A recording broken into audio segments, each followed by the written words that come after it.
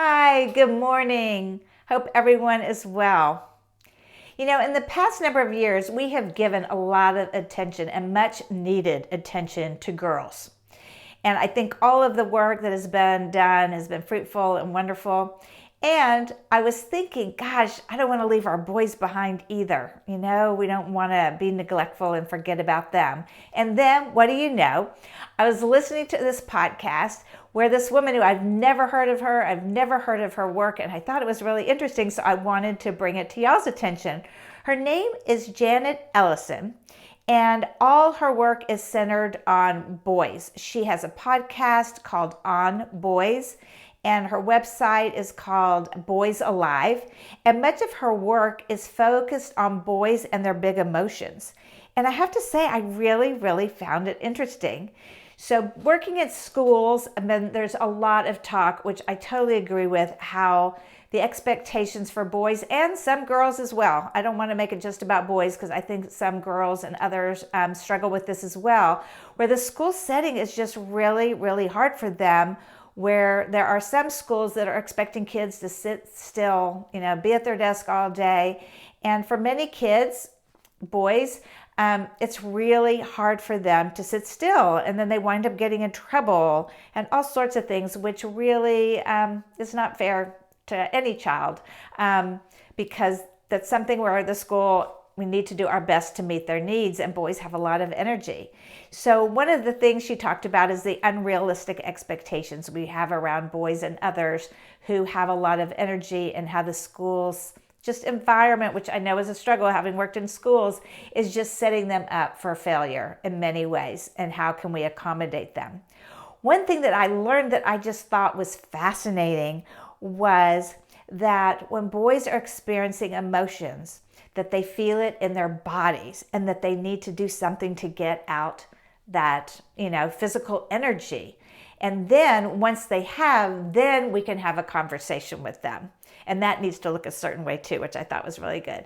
But just to think that when we're with boys, and some girls, I'm sure too, that if they respond with big emotions, let them do something physical.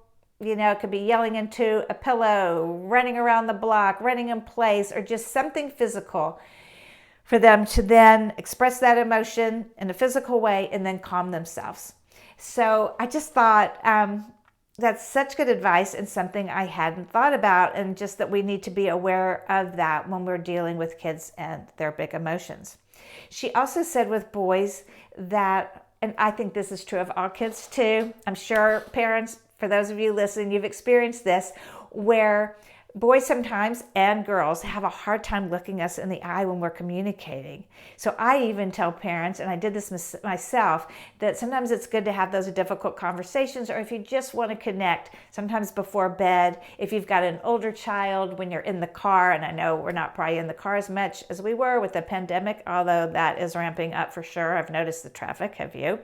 But just to have conversations with our kids when we're doing something else in addition, walking, in the car, so that you don't necessarily have to look each other in the eye.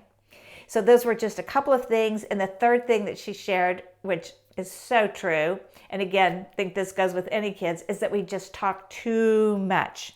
We need to say much fewer words. Boys, and again, other kids as well, get overwhelmed with the barrage of words. So those are 3 things to think about. What I do also want to talk about really quickly, because I don't want the video to be too long, is to think about what is your relationship to anger. In your family, did you grow up where anger was not allowed and it was shut down? Or was your family really loud and argumentative, and what did that look like? Because we need to be aware and think about and be intentional about how we want to show anger and emotions with our children, because they are healthy, of course, as long as we're respectful. But anger and our emotions are healthy, and we don't want to shut them down, but to really think through your relationship with anger. And how it impacted you through your childhood. Also, just think about our own habits, our own reactions. How do we respond when people are angry with us, or what triggers us and how do we respond. Do we get angry or do we get shut down? And just be aware of our parenting patterns with you. If you're co-parenting, have a partner, have a discussion about how you are going to be on the same page when it comes to anger and parenting your children around big emotions. So I think there's a lot of information here. Again, it was really fascinating. It's something I hadn't thought about. So again, her name is Janet Allison. You can check out her website, Boys Alive. And let's just think about our big emotions, how we handle these, and how we can best support our kids. Have a great day. Take care. And as always, I'd love to hear your stories. Bye.